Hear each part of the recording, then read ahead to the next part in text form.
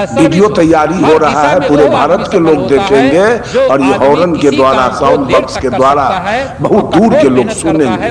इसलिए होश संभाल के, इसका अर्थ होता है प्रवचन का परिष्कृत वचन, तौला हुआ वचन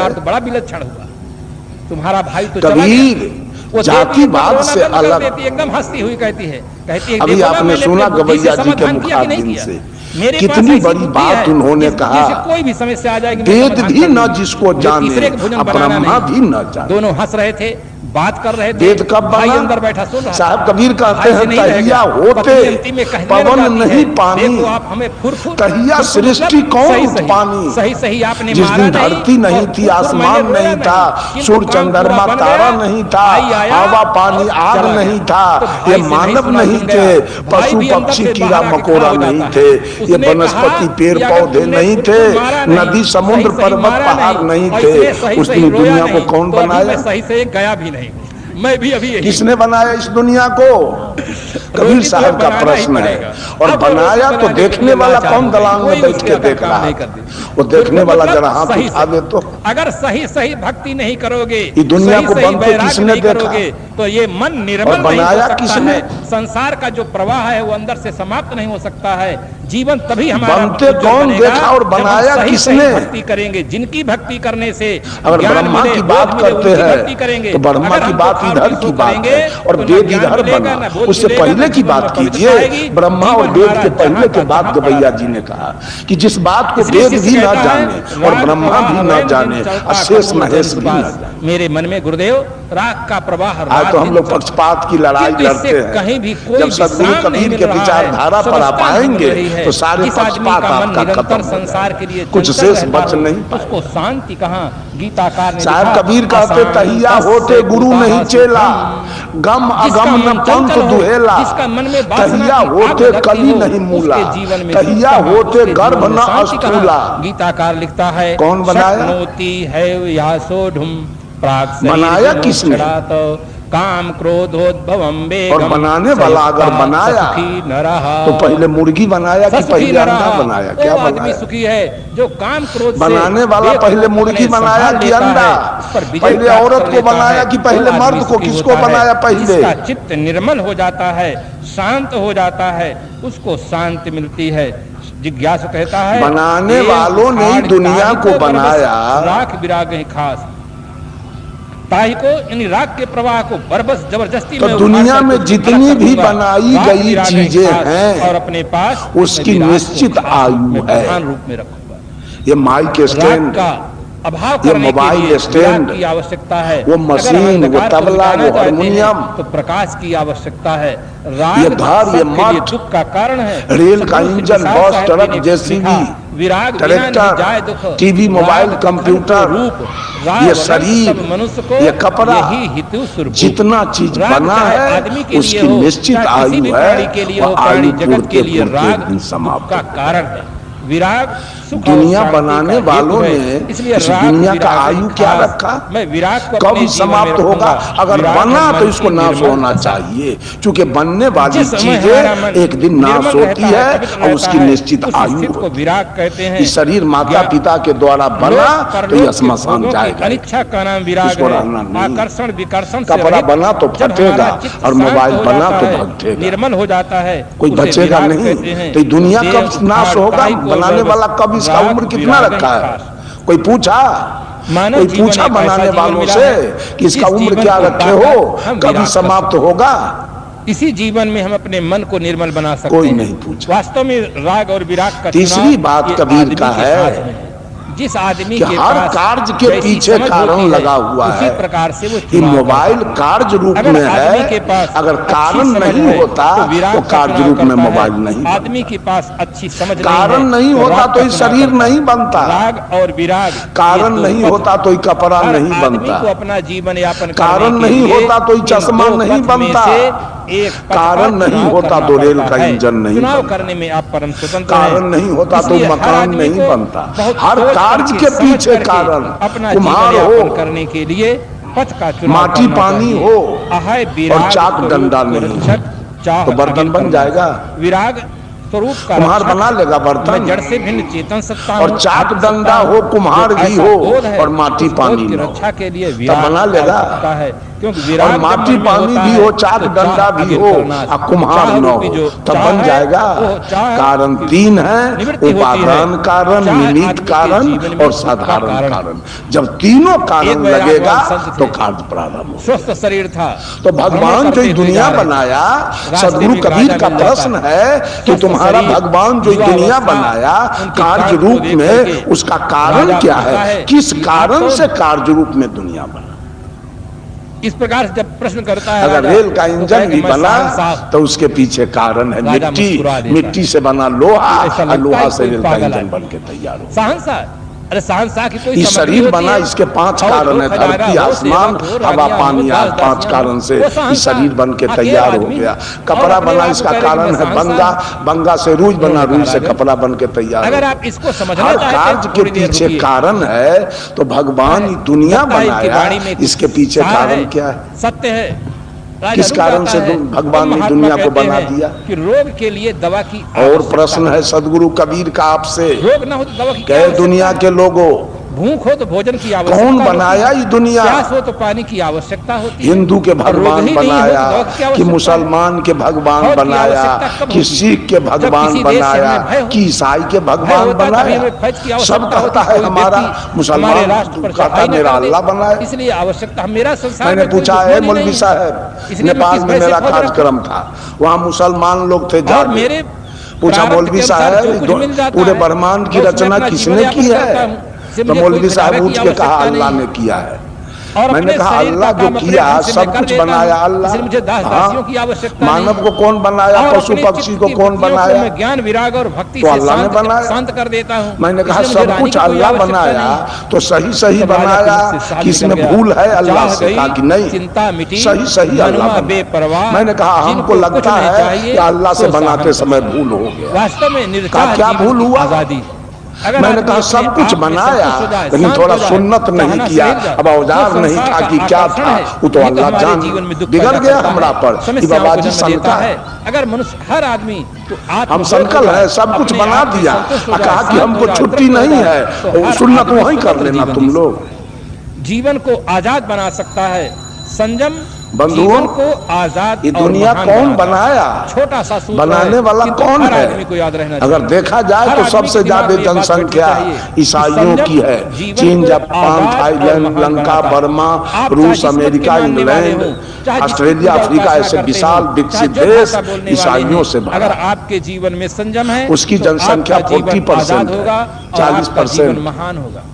आज हम जो दर्शन करने उसका कहना है ईसा ने पूरे दुनिया को बनाया, और ईसा का दिया हुआ है बाइबिल मेरा ग्रंथ है। जो ईसा को नहीं मानेगा और बाइबिल को नहीं मानेगा वो नरक में जाएगा। उनका गुणगान गाता है। उसके बाद है इस्लाम 30%, सऊदी अरब, Iran, Iraq, Bangladesh, Pakistan, Kazakhstan, Afghanistan, Algeria, Siberia, तुर्की, यानी पूरे विश्व में 60 देश मुसलमान होता है।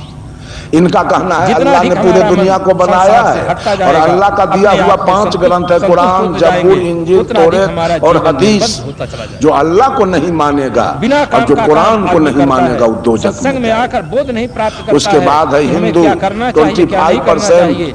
इनका कहना है उसी में जीवन, ब्रह्मा ने पूरे दुनिया को बनाया, और ब्रह्मा के द्वारा दिया गया 4 ग्रंथ है, ऋग्वेद, सामवेद, यजुर्वेद, अथर्ववेद। जो ब्रह्मा को नहीं मानेगा, चारों वेद को नहीं मानेगा, वो नरक में जाएंगे। 5% सिख है। इनका कहना है गुरु नानक, गुरु गोविंद सिंह ने दुनिया को बनाया और इनके द्वारा दिया गया ये कारण। वो समझता है कि वृद्धावस्था में गुरु ग्रंथ हमारा ग्रंथ है। जो गुरु ग्रंथ को नहीं मानेगा, नानक को नहीं मानेगा, वो नरक वृद्धावस्था में करेंगे। फिर कौन बनाया दुनिया? नहीं आता है किसका भगवान दुनिया बनाया? राग जैसी चीज नहीं सकता है तो विराग जैसा महान कार्य कौन बनाया? फिर शरीर कबीर कहते हैं पार करके तब छूटेगा, भगवान कोई निश्चय नहीं, मौत का कोई नियम नहीं। छठा प्रश्न है सदगुरु कबीर का, भगवान ने दुनिया जो बनाया वो सुखिया दुनिया बनाया कि दुखिया? वृद्ध अवस्था आने के पहले न मालूम कितने लोगों को यहाँ के लोग, धरती तल के लोग सुखिया हैं कि दुखिया? हम भजन करेंगे, वृद्ध अवस्था में आपका मन साथ न दे, आपका शरीर साथ न दे, वृद्ध अवस्था आने के पहले लकवा मार दे और कुछ फिर आप क्या करेंगे? इसलिए इसलिए कि 3 दुख है। जब से हम लोग माँ के गर्भ से बाहर आए इस धरती तल पर, 3 दुख मेरे पीछे आया। आदि, व्याधि, उपाधि। अकेला सूर्य पूरे विश्व को प्रकाशित करता है। अकेला सूर्य पूरे विश्व को प्रकाशित करता है। दैविक दुख है जिसे हम प्राकृतिक दुख कहते हैं। जब से हम आए तब से ही प्रकृति हमें सता रही है।